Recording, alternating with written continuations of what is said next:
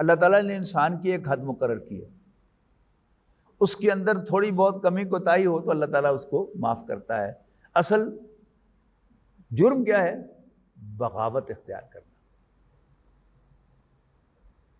یعنی اس دنیا میں ہم یہ سمجھتے ہیں کہ یہ دنیا عارضی ہے، اور پھر ہم سے اللہ تعالیٰ کی بندگی میں کوتاہی ہوتی ہے تو اللہ تعالیٰ اگنور کرتا ہے۔ یہ سورہ نازعات میں یہ مضمون آئے گا، 30ویں پارے کی دوسری صورت میں۔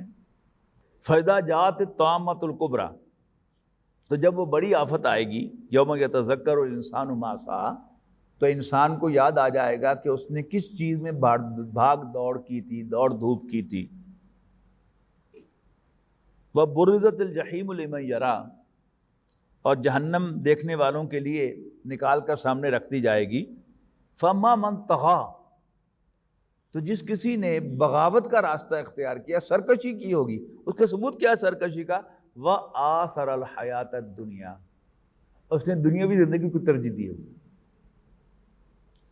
یعنی اللہ تعالیٰ کیا کہہ رہا ہے؟ پورے قرآن مجید بھرا پڑا ہے اس مضمون سے کہ آخرت آخرت آخرت، اصل زندگی آخرت کی زندگی ہے۔ اب باغی کون ہے؟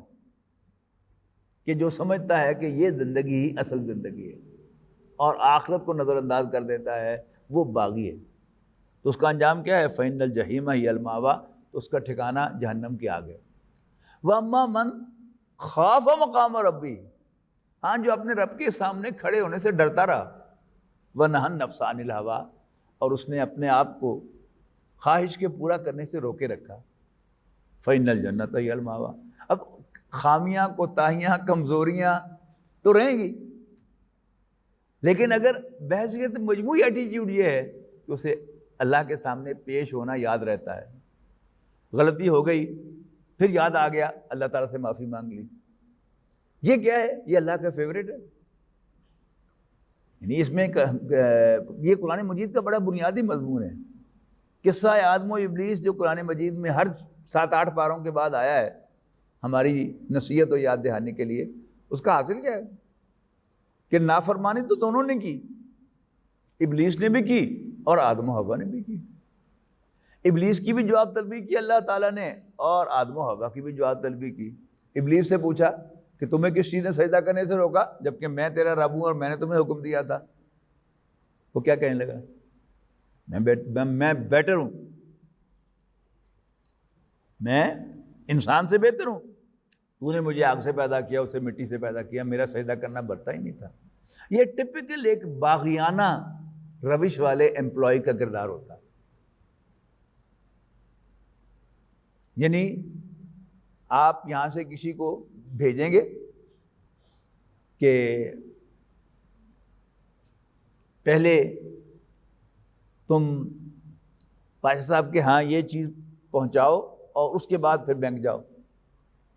اب جو باغیانہ کردار ہے وہ کیا کرے گا؟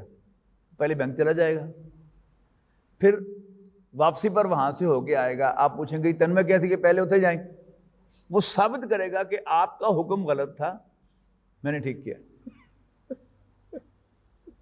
یہ کیا ہے؟ یہ شیطان کا کردار ہے۔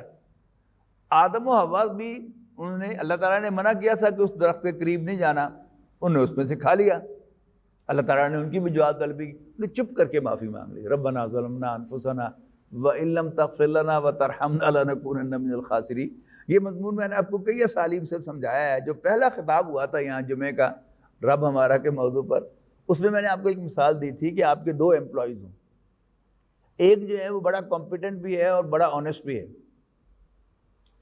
لیکن کسی بات پر آپ اس کو ٹوکے تو الٹا آپ کو ڈانٹ دے گا۔ دوسرا امپلائی جو ہے وہ ایک نارمل سا امپلائی ہے، ماتڑ ساتھ آپ کے نقصان بھی کرتا ہے اور جھوٹ بھی بولتا ہے، ہیرا پھیری بھی کرتا ہے۔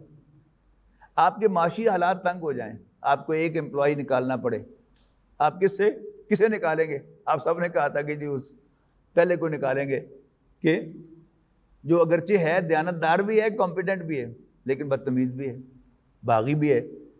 تو شیطان کا کردار باغیانہ تھا، آدم و حوا کا کردار جو ہے وہ عاجزانہ اور بندگی والا تھا۔ یہی اصل میسج ہے۔